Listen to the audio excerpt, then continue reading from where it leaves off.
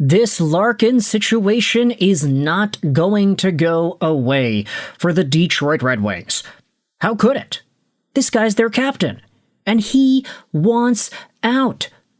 This video is being recorded on the night of Friday, July 17th, so if by the time D-Boss is actually traded, if this trade goes through before my video comes out on YouTube, then I apologize for that.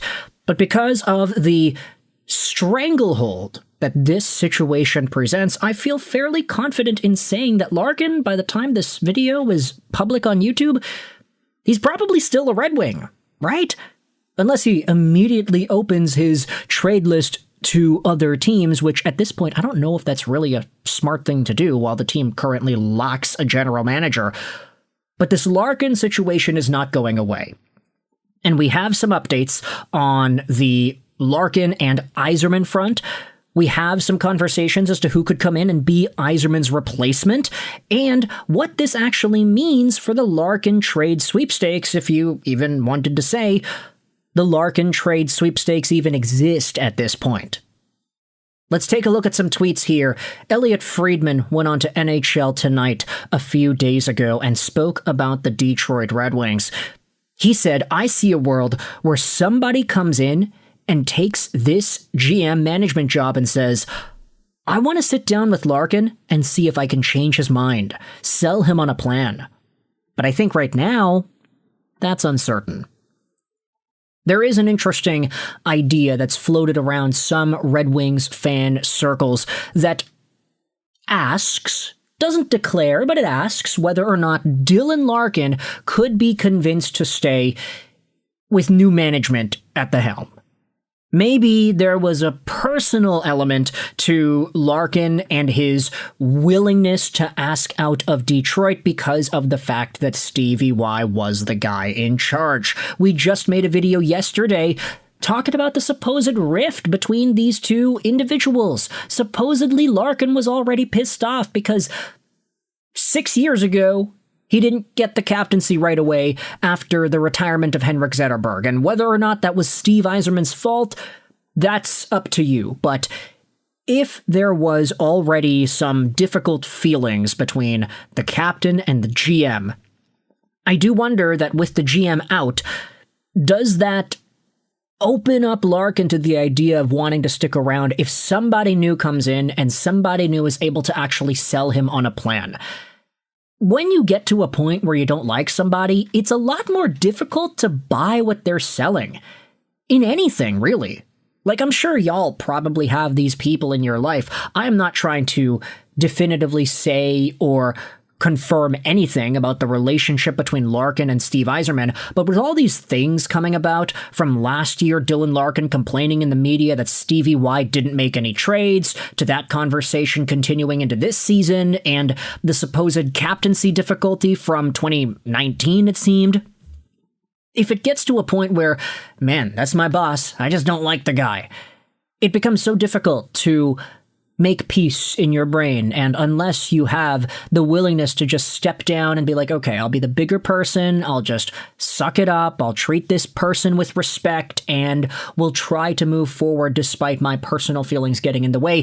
Hockey players have big egos. We know this. And for Dylan Larkin in particular, I do question whether or not that ego of his was exacerbated through the American Olympic squad gold medal victory, and, I don't want to be too harsh in the way I talk about this stuff. We've already made videos calling Larkin a loser and everything else. But the bottom line is, if there is management change, if there is a new guy coming in, is there a chance Dylan Larkin can make peace with his role in the Red Wings organization and decide maybe it's worth it to stick around another year? Who really knows? But with that said, let's dive into some of these other notes about the Red Wings. Ansar Khan said this on Oilers Now 2 days ago regarding Yzerman and his departure. I don't believe he didn't step down. He was shown the door, basically. And I don't think anybody is really surprised to hear that. Like, Stevie Y wasn't told, hey man, we're gonna fire you. Nah, he was told, hey, look, You're done, but we're not going to fire you, so we're just going to leave you in the organization. You could be an advisor to the CEO. That is technically a higher role. It's technically a promotion, but it effectively has the same sort of implications on the hockey ops day-to-day operations that firing him would have instead. Now, who could come in and potentially replace Stevie Y? Friedman also spoke out about this on the NHL Network. You're going to hear a lot of names like Brendan Shanahan. That is one of the first people I thought of who left Toronto in a better place than he found it. I'd say Shanahan, as a former Detroit Red Wing legend, is one of the more interesting names that has popped up here. Ansar Khan spoke on the Jason Gregor show, talking about a few other guys as well. He said, I wouldn't be surprised if Chris Illich, in his interview process, seeked out guys who are big on analytics. The assistant GM in Carolina, Tyler Dello, I wouldn't be surprised if he is on their shortlist. Now, Tyler Dello, analytics guy, maybe that's what the Red Wings need.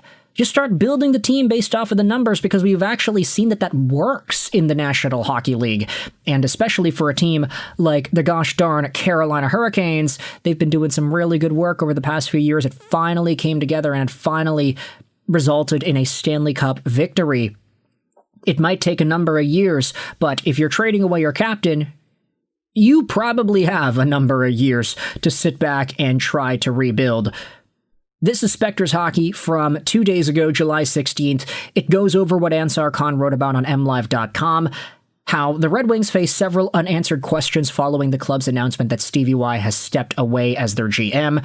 The biggest question is whether or not it'll affect team captain Dylan Larkin's trade request. It was reported in early June that the 29-year-old center asked to be moved soon after the end of the regular season in April.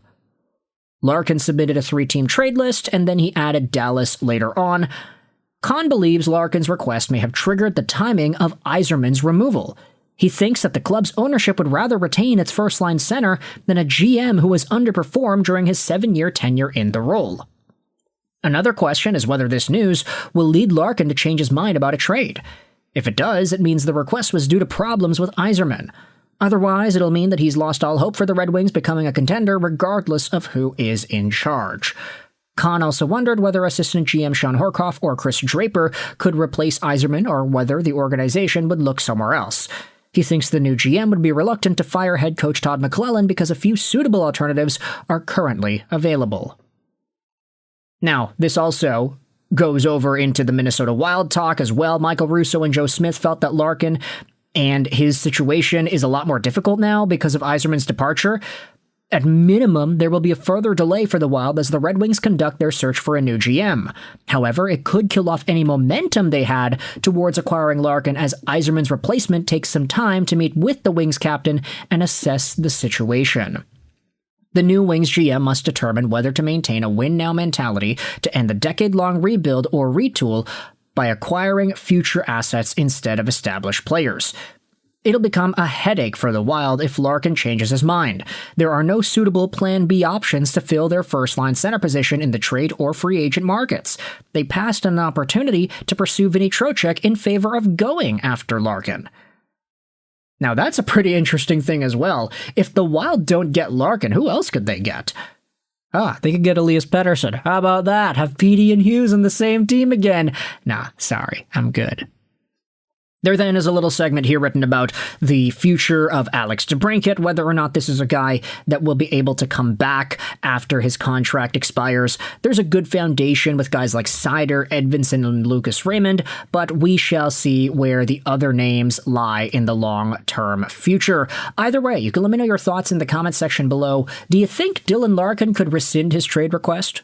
Do you think he could stick around in Detroit now that his big bad boss Steve Yzerman, childhood hero and the captain of the team that he grew up watching, is gone? Is this even a reasonable thing to be talking about for anybody that happens to be from Michigan? You can let me know your thoughts in the comment section below. I hope you enjoyed this video. Sign on. Link in the description to the Spectres hockey article from the 16th. And bye.